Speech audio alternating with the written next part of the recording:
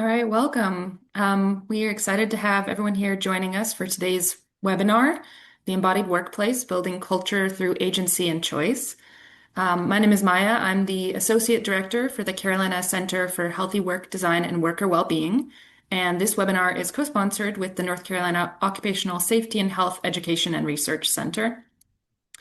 Just a few technical pointers for folks joining today.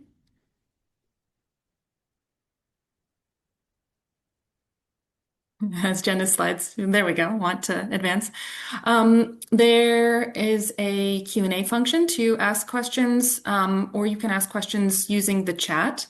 You can raise your hand to request to be unmuted for discussion, and we are recording today's session. We will share the recording on our website and with registrants. And just a little bit about us for folks who may not be familiar. The Carolina Center, our mission is to generate new knowledge and improve worker health, safety, and well-being in North Carolina, the Southeast region, and the nation. And we have a special focus on essential workers and the impact of working conditions on health outcomes. The North Carolina Occupational Safety and Health Education and Research Center's mission is to provide high-quality education and research training in occupational health and safety sciences to protect and promote worker health. Today we're going to have two lovely speakers. We have Jen Turner, who is a licensed mental health counselor and facilitator of Trauma Center Trauma Sensitive Yoga. She's had the honor of working with survivors of trauma all of her career. Along with working in private practice as a trauma-informed therapist, Jen is the executive director of the Center for Trauma and Embodiment, where she works to oversee training and supports the development of body-first interventions for healing from trauma. Jen also leads trainings in trauma-sensitive yoga throughout the United States and provides consultation to organizations on how to become more trauma-informed at all levels. Jen co-founded the Center for Trauma and Embodiment in 2018. We also have Dr. Tiffany D. Johnson-James, who is a work, equity, and wellness researcher, writer, and teacher based in Atlanta, Georgia. She is an associate professor of organizational behavior at Georgia Tech's Scheller College of Business and the founder of Pulse of Morning Work and Wellness Incorporated. A registered yoga and meditation teacher, Tiffany specializes in chill yoga, movement and stillness-based practices that honor rest, regulation, and choice. Trained by Octavia Rahim and Meryl Arnett and certified in Trauma Center Trauma Sensitive Yoga, she integrates trauma-informed contemplative practices into organizational settings, higher education, and coaching with thought leaders.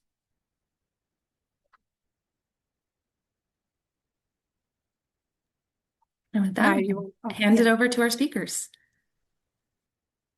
Great.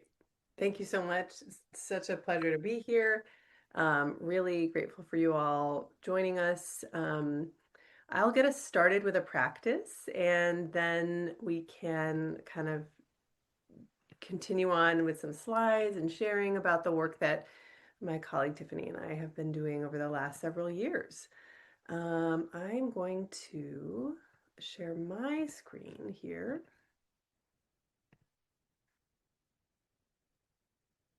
Great.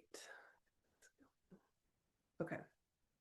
So again, here we are to share kind of a preview and a little bit more about the work that we've been doing. One of the core components of the work that we do is to bring our bodies also into the workplace, and we'll talk more about the why of that and how we do that. But I'd like to invite each one of us to bring our bodies into this webinar as a chance to kind of practice how that impacts our ability to learn, to think, to process. So if you'd like, I will guide us through a practice here. You can join if you'd like. You can listen. You might move in a different way or do something else with your body and as a way to begin to explore how you're feeling in this particular moment.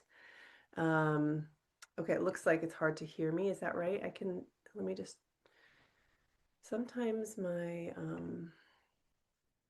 audio can be a little, oh, there we go. Yep. Okay. How's this? Is this better?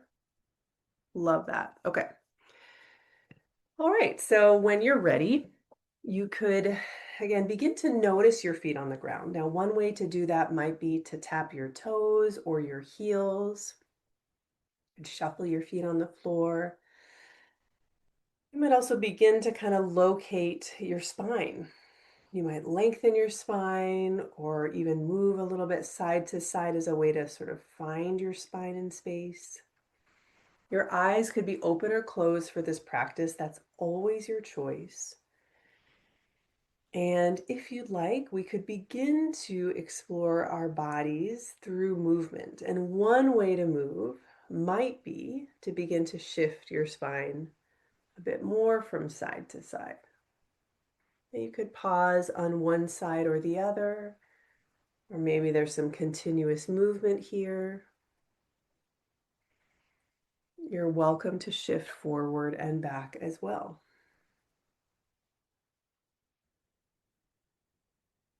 Any range of movement is welcome, and at some point that movement could become circular as well. Circles could be smaller or wider in range.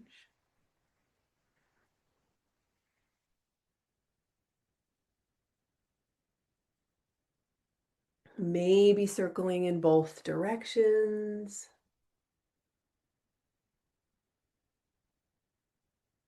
And as you're moving, you're welcome to pause somewhere along the way. Maybe there's a feeling or sensation that you'd like to stay with. Maybe something in your lower back, your middle back. Or maybe you're interested in exploring continuous movement. And then at some point, if you'd like, you're welcome to find your way back towards center. Again, there's no rush in getting there. A possibility here that you might begin to lift and lower with your chin. So you could shift some movement to your head or neck. Again, one way to do that could be lifting and lowering with your chin.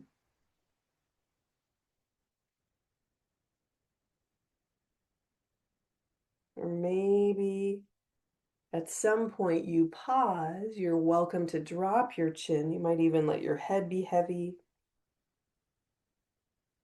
And a possibility to begin some circles here. So that could be a half circle, a full circle, or anywhere in between. You're welcome to make choices based on what you're noticing in your unique body in this moment.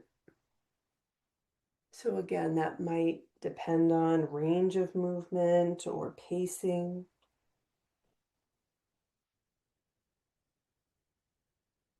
As you're moving, you're welcome to notice that you're breathing. Breathing through your nose or your mouth.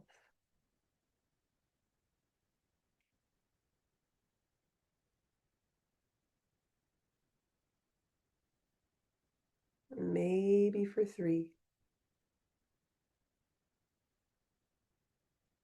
And 2.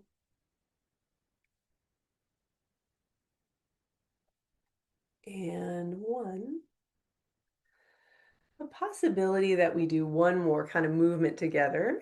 Maybe you might take your feet a little bit wider. And a possibility to bring kind of your forearm down to the top of your leg. I could even sort of show you sort of your forearm down to the top of your leg. Maybe extending your top arm up or alongside your ear. So a possibility of kind of a side stretch here. Kind of leaning over to one side maybe. And you could circle some with your wrist or your arm, maybe both.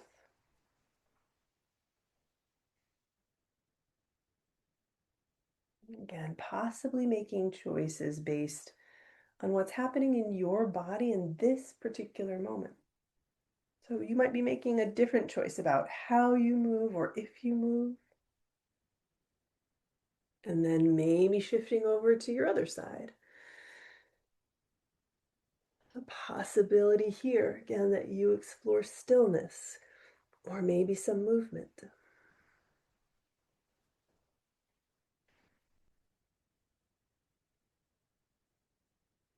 possibly moving in both directions.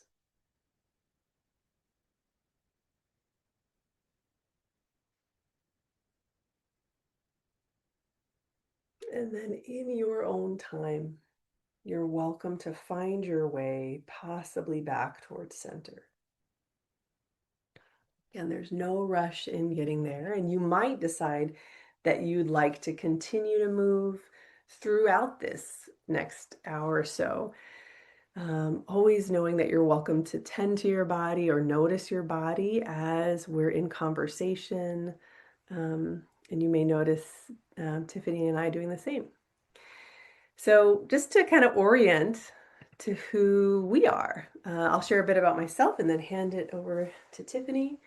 Um, so I came to this work as a yoga teacher and really found my way to yoga after a singing coach of mine shared with me when she was watching me sing. I have a sort of previous background in music, was singing on stage, and she paused me and said, you know, you're not in your body. And I remember in that moment, as I was singing, looking down at seeing myself breathe and being like, what is she talking about? She's like, go do some yoga and you'll figure it out.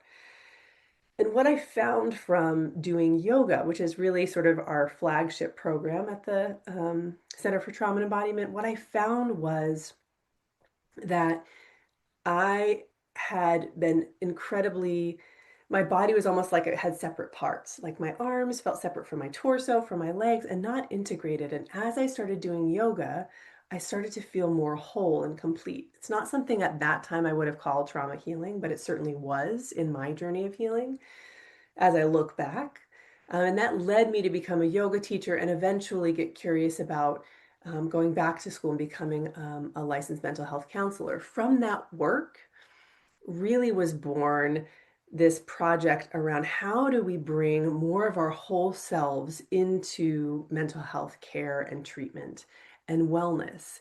And often noticing as I was going through my training that things were heavily oriented toward cognition and sort of left out of the story of healing, and the process was what does my body tell me? What information am I getting? What about my soul or spirit or all these things that feel a little intangible at times, but that we can access as we bring our body into treatment.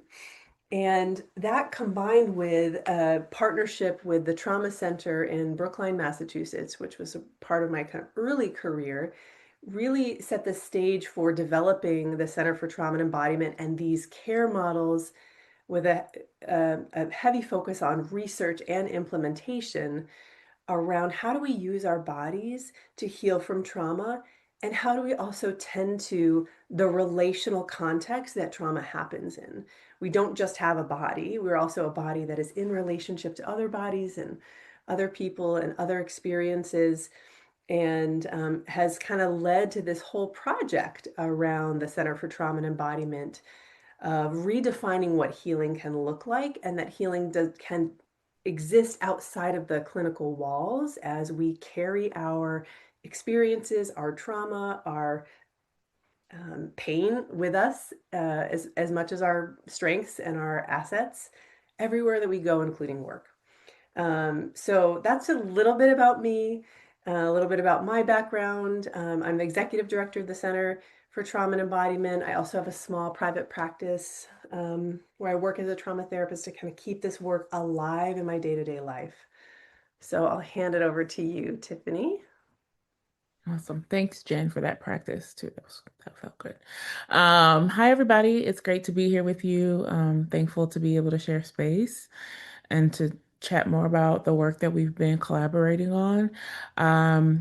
So I'm Tiffany, and I came to the work around workplace well-being, and at the intersection of equity, diversity, and inclusion. I would say just, my life journey has really just brought me here. So, um, my during my so I should say I grew up in a household of parents, siblings who worked in nonprofit settings. And so I was exposed from the earliest time I can remember to common workplace culture artifacts. Now I know those words, but back in the day I didn't know that. But now I can say that I was exposed to what is common culture of nonprofits from the time or from like my earliest memory. So at least five, six up until now. And I remember always being really curious about why and how the people that I, love the most, were working themselves to the bone and how that was showing up in their own health experiences. And I then, when I was in graduate school, became aware that had also inherited those same work patterns. I started to realize, even though I could notice it as an outside observer, I had not realized that I had taken on many of the same patterns around, overworking to the point where I had health concerns that really drove me back towards embodied practice, such as yoga. And so it was after my dissertation. So I studied, my research has always been on essentially creating cultures of wholeness, workplace cultures where people from traditionally marginalized backgrounds are affirmed in their inherent value. How do we create workplaces and workplace cultures that do that? So that's what I was studying while I was also experiencing a very embodied experience of like, I love my work and my work is burning me out, and my body is giving me a lot of red flags on this. And started to realize that, wellness and inclusion, wellness and belonging are not separate concepts. They are very much so intertwined, and how can we create cultures that allow for both inclusion, equity, and wellness. And so my research has kind of I've continued to do research on that after graduate school as a professor at Georgia Tech, and I also teach a course called Work Equity and Wellness, where we explore the intersections of these things, and we also practice creating a classroom culture that models and embodies what it is that we're learning about. And I started working with the Center for Trauma and Embodiment back in 2019, I want to say, because I became certified. I continued my yoga path, became certified in yoga and meditation, stillness-based yoga especially. And one of my teachers, Meryl Arnett, I said, I'm really interested in this idea of trauma because I started to have language around why I was feeling like Jen noticed and said why I was starting to feel more whole inside of my own body. And my teacher Meryl she did some trauma training and our meditation training, and I said I really want to learn more about this part around trauma. And she said, well, you got to go to the Center for Trauma and Embodiment and talk to them. And so the rest, as they may say, is history. And it's been a great opportunity to collaborate on these topics. I love it when you share your story, Tiffany, because I feel like so much of what we resonate around too is this piece of, the creating an environment, like when you describe your classroom environment, it's like creating this environment with each other Hmm. that is that like brings to life the things that we're learning. Um, Yeah. And if I can just add, as you all can imagine, given that some of you may work in academic institutions, trying to model a trauma sensitive environment in a classroom within an academic institution, what I realize it's very confrontational to me and to the learners in the class. So much of what we try to model, what we're doing and practicing in that class goes against so much that was modeled for me in my K through 12 education and my academic institution in education. And so um, it's confrontational work at best. totally. Yeah, and that kind of leads perfectly into, Yeah. why are we talking about trauma at work? Well, I'd love to share a little bit more about kind of how we arrived at this place and got really curious as an organization around trauma at work. So, my colleague David Emerson and I, who co-founded the yoga model, which again is kind of our oldest, most heavily researched and evidence-based model of embodied care for trauma. We started our work at the Center for Trauma and Embodiment, where we worked with Bessel van der Kolk and Joe Spinazzola and other folks who were and are prominent in the field of trauma research. And, part of that was because we were coming from this yoga background and really wanted to partner with experienced trauma clinicians and researchers. And oftentimes, too, at that point, we were finding that a lot of people were starting to talk about the body as something to bring into care, but there wasn't a mechanism. It's like, how do we do that? There wasn't a practice. So then we co-created this together. Um, and so what was sort of unfolding to us at the trauma center as we were working there is that there was this really beautiful work being done with clients and outward facing and looking to change paradigms around power, around transparency and agency. But then the workplace culture was one that really mirrored and recreated trauma paradigms and dynamics, where there was a lot of power over, there was coercion, there was sexual harassment, like all of these things were present, where we were so aware of trauma in a client facing way, but with each other, there were these dynamics. And so Dave and I got really curious about, and part of me at that time, and I think part of both of us was like, well, this is just workplace dynamics, and we're going to try to do what we're doing and stay focused and try to shut that out. Over time, it became increasingly clear that that wasn't possible, and so we were sort of part of this movement to remove those folks from leadership positions and from the center. It was a tumultuous time. It was a time where we were facing this, what is it? In a way where we were sort of facing how are we going to do something different in this environment? How are we going to create something different? And what we found is that when people in positions of power, when Bessel and Joe, and again, I'm naming people not to throw anyone under the bus, but to honestly be transparent and clear about how we have come to be where we are. What we found is that unchecked power, siloed power, workplace cultures that are not tended to will recreate these dynamics, particularly because so many of us, we've all been kind of indoctrinated in how power moves at work, who has power, who doesn't, who gets a voice, who doesn't. And so in that moment, this was around like 2017, Dave and I were given, the trauma center was like, listen, this yoga model is yours.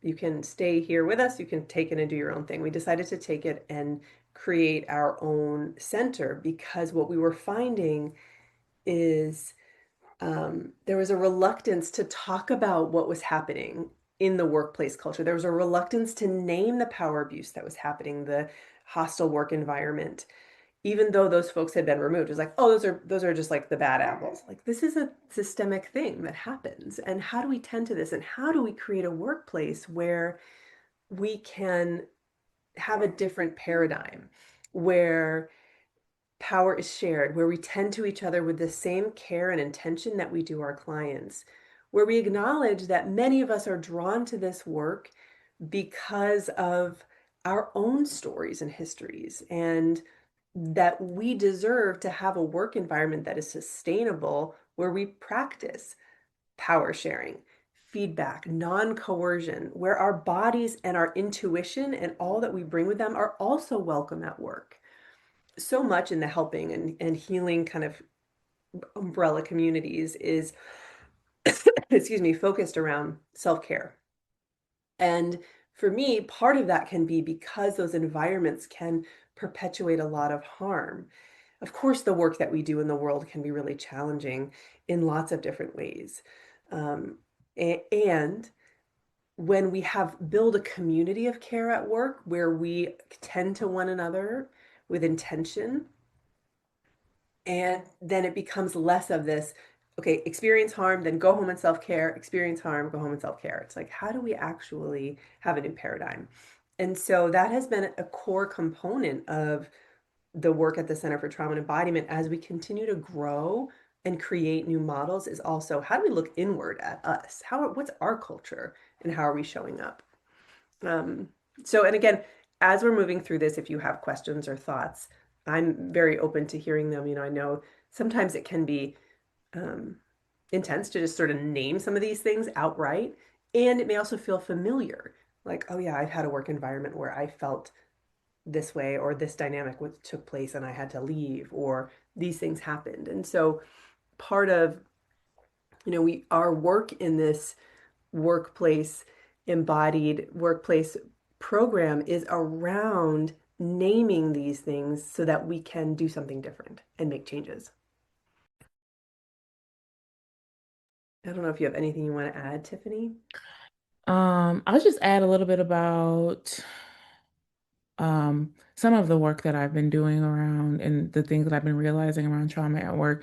Like I said in my prior story, kind of the language around trauma and some of the research around trauma healing that my yoga training teacher, and then that I've been continue to learn through Dave and Jen, it really resonated with my embodied experience, which was really awesome as somebody who's been trained and socialized in academia in a very cerebral space, very, very cerebral space, to be able to combine practice with theory. I think that's a very potent area for change when we're able to do both.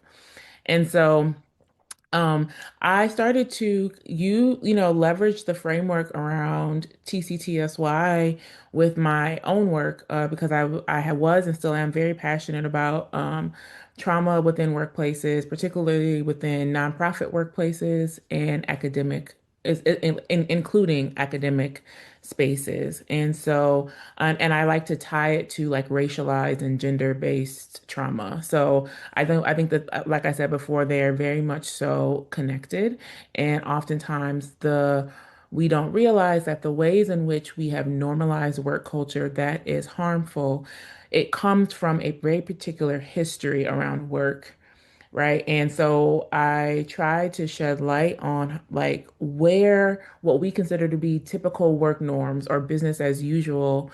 As a work researcher, there is a history to that. And so I like to speak to the colonial history of what we consider to be business as usual, how business as usual is rooted in plantation and chattel slavery. A lot of what we know to be like how to manage people, what we teach in business schools about how to manage people, is rooted in lessons from enslavers. Right. And if we don't know that, we will continue, of course, to perpetuate these expectations around work cultures, right? Because that's what we've been taught, but without the whole lesson around the history. And so what we try to do now is be clear on what is some of the more harmful, racialized, gendered, violent history that we have normalized, and how can we be in that, and that is actually traumatic, and how can we begin to imagine working in a different way. So some of the research I've done on academia, for example, has shown how expectations for black women in academia um, have harmful effects on psychological wellness and physical wellness, and how folks use agency and power to reshape their experiences, which is a very, very important part of the story, right? Like there's all of this harm that can happen, there's trauma that can happen, but the great part about Center for Trauma and Embodiment that I like to also include is the ways that people recover. Right? How they recover inside of their workplaces. And so when I did my TCTSY training, my entire project was on like applying the tenets of TCTSY in the workplace. And I think that's how we decided maybe we should start working together, because CFTE is going through their own desire to look at these concepts in the workplace. And I was also coming at it from a very different perspective, but trying to learn how to apply the concepts of organizational behavior and trauma inside of workplaces and in my work related research. And so I think those our two worlds kind of came together at that point. The only other thing I would say, I think Jen touched on it, is, a lot of times in nonprofits and academia included, we're doing a lot of socially impactful work outside. And our approach to doing that, and like it's really, really important, really, really mission driven. And sometimes the most important work that we can do to be effective in the work that we're doing with clients is the work that we're doing inside of the organization to reshape how we work, how we approach our work. Because when we start treating our bodies the way that we want our clients to treat their bodies, the work that we do with them can be even more effective because we're working with them from a more embodied place. I love that. So great. All right, yeah. Do you want to kind of lead a little bit more? You're kind of in that, but yeah. Yeah, I kind of got there. So so when we started collaborating, we were like, okay, how can we, what can we take and offer to to like organizational clients? And that is what we are now calling the embodied workplace, where we have worked with clients, nonprofit clients for the most part, yeah, and clients who want to begin to slowly unravel work norms that may be very healthy already, and also work norms that may be harmful, subconsciously or consciously harmful to members of those workplaces. And we work with them through a process of where we focus on these key learning objectives, where we learn about, explain, and begin practicing and embodying key tenets of CFTE in the workplace. So the key tenets of CFTE, if you're not familiar with them, are power, interoception, non-coercion, choices, and shared authentic experience. So while a lot of folks who participated and who are facilitators of TCTSY have learned the lexicon and learned about these tenets, and they are able to work with clients around them, what we now want to do is say, okay, so how can your practice, how can the culture of your practice or the culture of your workplace also model these trauma-informed tenets?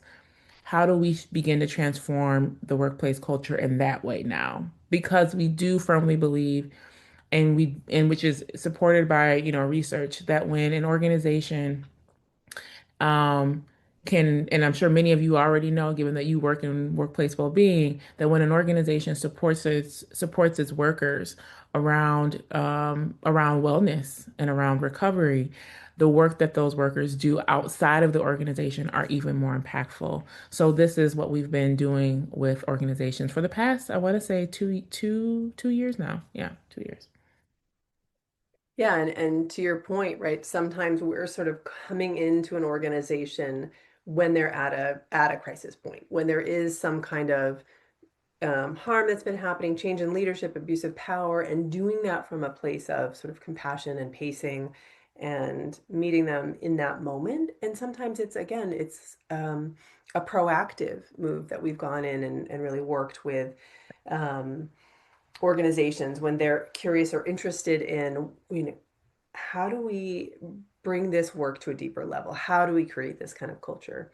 Mhm. And previously, we've really done these kind of almost like a residency with an organization, and we're shifting kind of our work to be more accessible to Mhm. anyone from someone who is in leadership to an employee to a student to learn about this and bring these kinds of practices into their workplace. Mhm. It still can be really rewarding and something that we do is work on that kind of a bigger scale in some ways, but accessibility is huge and important for us with this work and empowering um, Mhm. workers with knowledge. Um, Mhm. Yeah. yeah, so I thought I could sort of just tease apart one of these, even just a little bit. Talking about power is such a huge thing that we could spend hours exploring and thinking about the ways that we've learned to who gets power and how it moves and what we do when we have power. But even just to share a bit about how we think about it is, when we're looking at the relational dynamics at a workplace and in terms of, and that can be hierarchical structures, that can be, who gets feedback, who doesn't, what does feedback look like, what does collaboration look like, and is it performative or are people's voices actually considered and taken into account and their perspectives? And how much agency does an individual have to speak their mind, to share their ideas, to move forward with ideas? and transparency around that. All of that circles around power and how it is assigned and how it moves and how it's checked. And, inherently in these dynamics at the workplace, we see that when we rely on someone and a company, but typically, right, there are people that hold the keys to that for employment, for that then leads to financial access, to healthcare, mentorship in our trajectory of our own career development, training, and that they hold those keys to fire, to demote us or not, or hold us kind of steady and not, or like have a cap on us so we can't be promoted. They hold this significant power over. And, that is something that, a lot of us have learned how to show up in that when someone has power over us in a way where we become smaller or we don't communicate our ideas or we're tending to volatility or relationship in order to keep ourselves safe, essentially, so that we can still have these basic core needs that are essential to survival. And that, in and of itself, begins to create this kind of like fertile ground for trauma, or these like conditions, I guess I could say, for trauma. And just for us to show up without agency and choice. Just checking in the chat. Okay, yeah, no, thank you for being here, Marie. Um, and so, really beginning to step back and look at just the inherent setup of a workplace has these kind of conditions. And so, how do we approach them in a way where there's less opportunity for harm, and for us to have power kind of leveraged over us? And what would it look like to have a different power dynamic?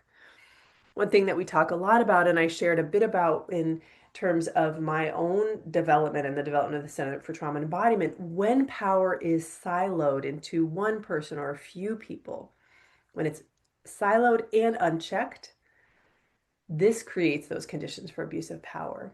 Typically, what we see in workplace environments, and again, feel free to chime in at any point, Tiffany, what we see in workplace environments is that the more power that someone has, the less feedback they receive. It's really people that are kind of on lower levels of power that get more feedback at work, as opposed to, for example, me as the executive director of the Center for Trauma Embodiment. I have the most power in the organization, so I should be receiving the most feedback and input around that. That leads for me to have connection to what's really happening for folks. It allows people to check my power. It allows my decisions to not just be made in a unilateral way when I can bring people into decision making, and sort of pushes back against this paradigm of abuse of power that can show up at work. And I love to add something Absolutely. here. It's so, whenever we talk about this, I'm like, it's so important. We could just say this over and over again and practice like things around power. And I think it can be really transformational. I can think of another example, like I said earlier about academia. We can see a lot of this in academic settings, right? Because when it comes to faculty, the higher they get, so academic institutions are also often governed by faculty. So that's the governance. The governance of an academic institution is the faculty body, and the more tenure faculty members get, the less checked they are in terms of the more power they have and the more that power is unchecked. And so a lot of things can happen to students, especially to doctoral students, trying to make it through the doctoral programs and even undergraduate students because because of the unchecked and power that often exists in nonprofit organizations. And so I would just invite you to think about the power structure within your own organization.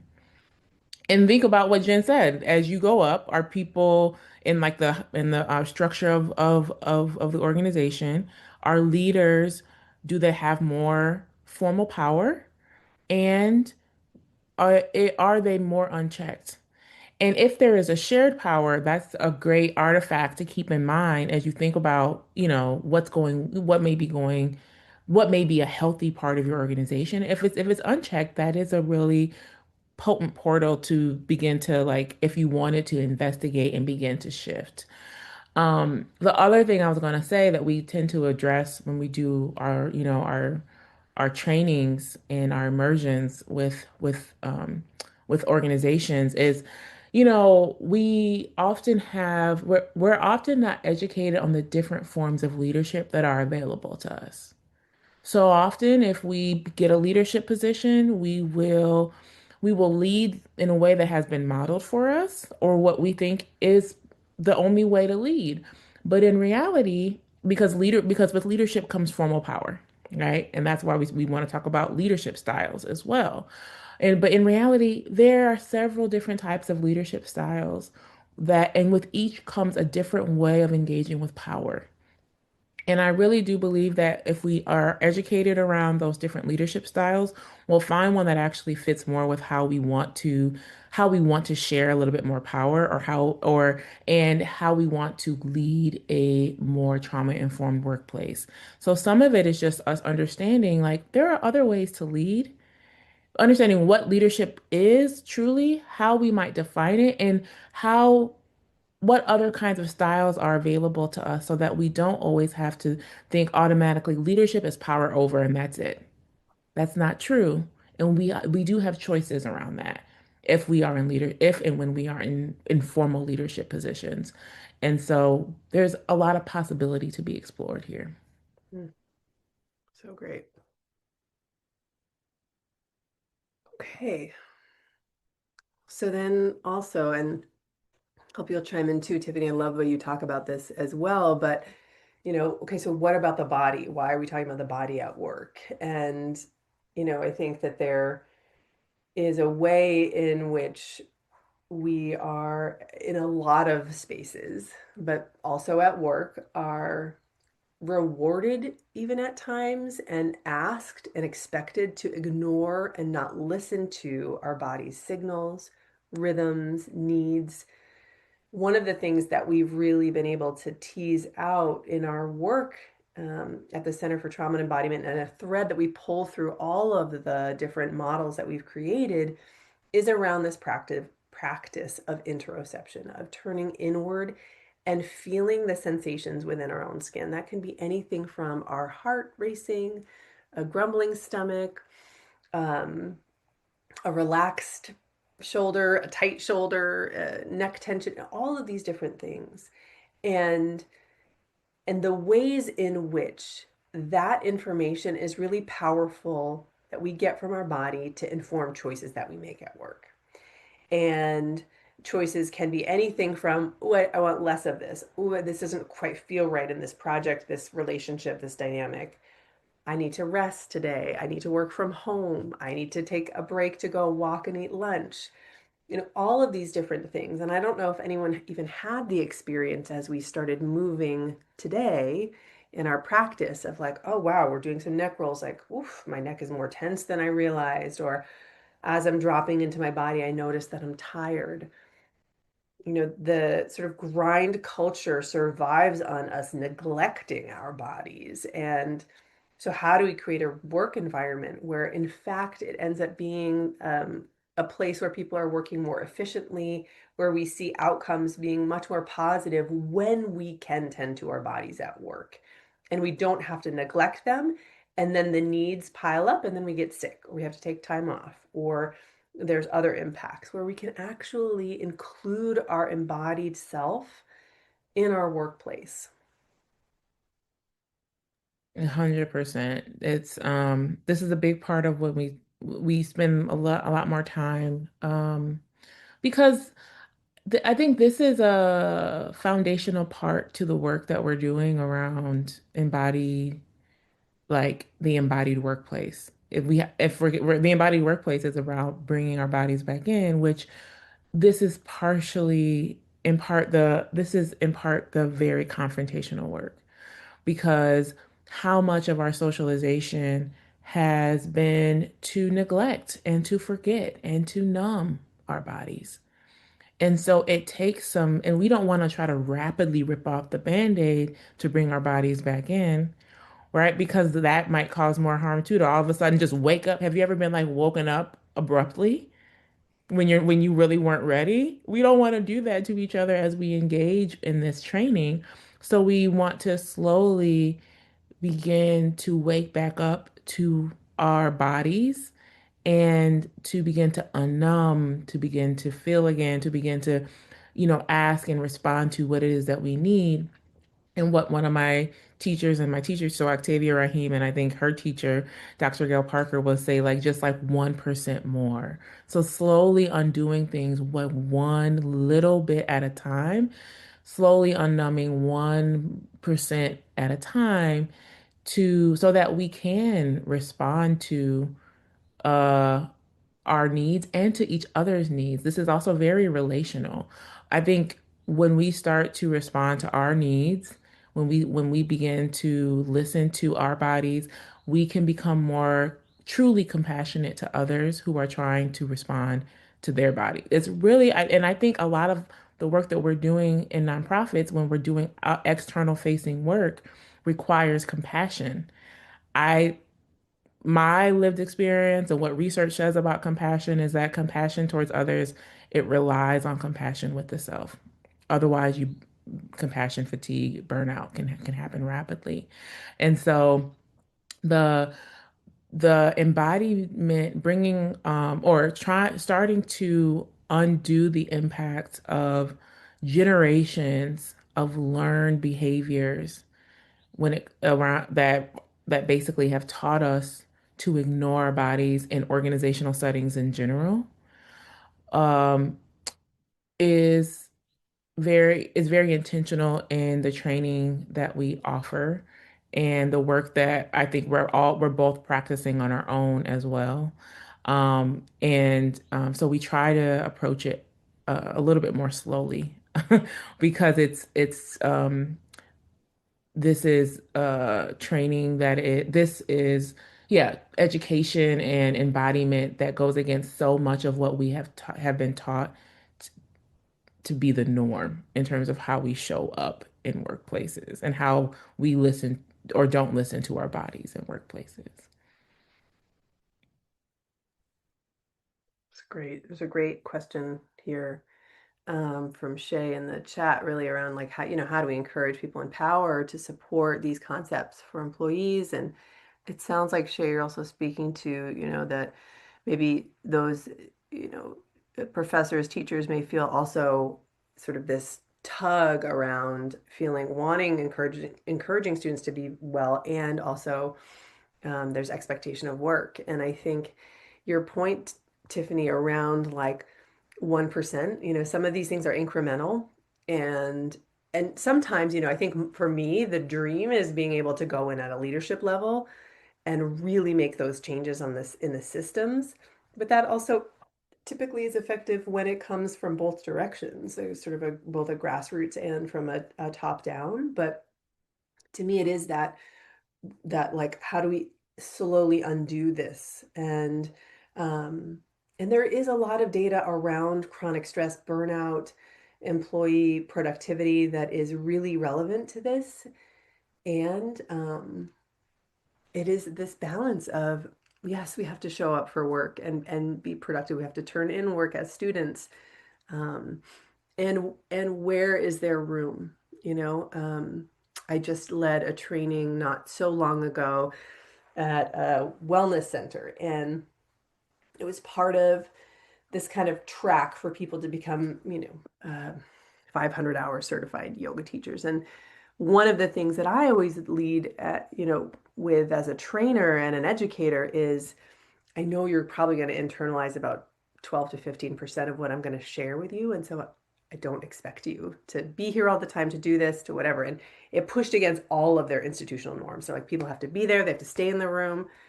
And it was some really interesting conversations that came out of that around, well, do we want people in the room if they're dissociating or checked out or numb? Or do we rather have them in the room when they're present and then out of the room to refresh and renew? again, we have these systems and expectations, so we're working in structures, but is there wiggle room that we didn't even realize was available, I guess is what I'm trying to get at. Mhm. And how much are we just carrying the norm and the status quo as the expectation of what should be versus what can we actually do here? Exactly. That's exactly because I think what we talk about in the class that I teach often is what is this sphere of influence. So becoming clear on what our sphere of influence is. And so when we know that we're not the people, quote unquote, the people in power, we know that, and that's true. There are constraints that come from this system. One of my other friends and colleagues, Dr. Ashante Reese, I remember her telling me this years ago, mentioning this years ago in a class she was teaching. She said, there are constraints, and still can we find agency within the constraints that we're living in. And I think that's the tension that when we're doing this work, we will always be in our lifetimes, right? It will be there are constraints and what are the pockets of agency that I have? What power do I have? And so for my example, what I share is that I'm not the leader of my university. I can't change the entire structure. That's not the power. That is not my sphere of influence. My sphere of influence is in the class is I get to teach. And in those classrooms, I have a little bit more power and influence over how we share and how we relate to one another. So I have influence over the syllabus and the pace of the syllabus. I have influence over the assignments and the ways in which students are assessed. And so while I can't change the whole structure today, the one way that I can start to shift mindsets and shift and potentially shift my own behavior and confront uh my own internalizations of trauma in workplaces is to push against it in the classroom and invite the learners in the classroom to do it with me and see how it goes. And we just do that over and over and over and over again. That's what I can do. I love it. I love it. I find that too, with working with you, Tiffany, even as in this work together, there are moments when I will then revert back to something and, kind of this old way of being where power over, you're like, well, why don't we ask them? Why don't we collaborate? It's like, right. I keep thinking I have to have the answers or it has to come from me. Still, after all of this unearthing, there's more excavating to do. There's And always, I love that. yeah. Yeah, always. I know. So you want to share a little bit Oh, about yeah. this? I know we probably have to wrap up somewhat soon. Yeah. So thank you so much for the questions also. And thank you all for being here. We've started to share about the embodied workplace, but in the honor of not, like Jen said, in honor of not trying to pour a whole bunch of information at you all at once. We're going to stop here, but we would love to let you know about in the future. We are offering a more accessible embodied workplace training. Our first cohort will start in the fall of 2026. Well, it'll be remote, so we'll have some live meetings and some asynchronous, some self-paced training parts of the training as well. There will be a link. Jen just put the link in the chat so you can sign up to be one of the first folks to get information about how to register.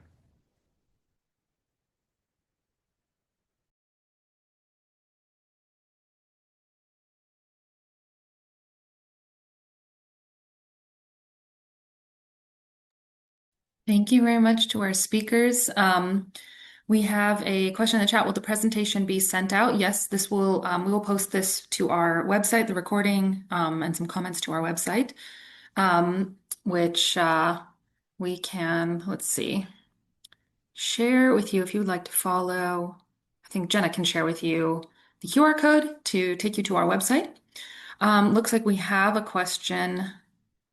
Okay. Yeah, question. Let's see, we can answer this live from Laura. What type of agency have you found that blue collar workers have in their workplace? And what type of advice might you give them to help them influence their workspaces? Yeah, this is a great question. Thank you so much for the question because oftentimes, even in the research on organizational behavior, we focus on white collar. We don't often focus on blue collar. So thank you for this question. I'm actually currently studying some of these topics in the coffee industry. So looking at work related experiences around trauma, wellness, and equity from farm to cup.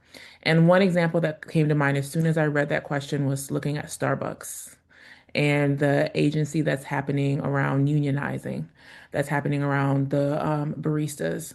The same thing happened, I think, with some of the Amazon warehouses. You had a lot of blue collar workers who used grassroots organizing and also used restorative practices because that has always been a part of grassroots organizing. This is not new. So, grassroots organizers from the 60s, 50s, 60s, 70s, they were the ones who taught us about restorative practices as we organize. And they are the teachers. They are some of the original teachers of this work. And so I think those are excellent examples for blue collar workers who can see they are living in some real constraints around pay, benefits, right? Voice, and see how they organize by building I think it was the Amazon example, the young man from Amazon. He built relationships with different workers inside of the workplace and then would have cookouts. Come over, let's just hang out for a little bit. Let's chill. And over time built enough people, built a whole roster of people that were willing to unionize and to begin to like collectively fight against and fight for better work arrangements and and do it in a way that was aligned with the capacity that they had to do it. So I think those are some examples, some coffee folks and some folks in like retail. I don't know if you have any other examples, Jen, but that's what comes to mind. No, that's great. I think that's really powerful, at least for this moment. I know we have to tend to some housekeeping things too for Yeah. folks. Yeah, thank you. Thank you both again. And if you could share with us your how you would like folks to reach out to you if they have questions in the chat, we can make sure to share that with folks. One more bit of information we want to share with everyone before we leave. We also have a graduate certificate in total worker health. So if you are interested in these topics of kind of holistic, kind of uh, kind of all aspects considered, health and well-being. Jen, if you could advance the slide to share with folks where they can find out about that certificate. That's three online courses. We work with graduate students and working professionals, and we do a lot of experiential and team-based work in that program. And you can find us there at go.unc.edu, Total Worker Health Certificate. That I think is all for us. We'll stay on. I think panelists and hosts will stay on for any final questions that folks have. Otherwise, have a great rest of your day. Thank you all. Yeah, and thank you for having us. This is really wonderful. What Yeah. a wonderful opportunity.